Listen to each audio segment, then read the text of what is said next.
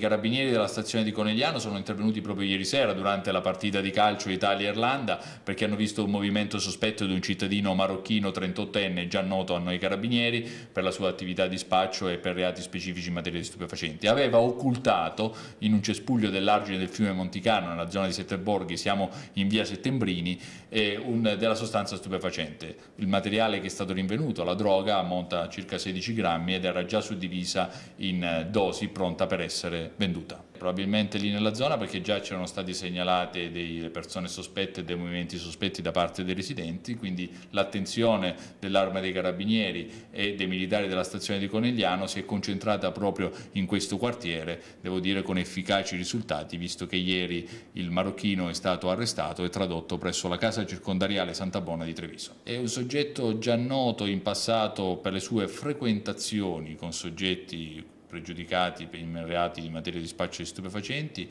e che già 2 anni fa era stato denunciato per detenzione ai fini di spaccio.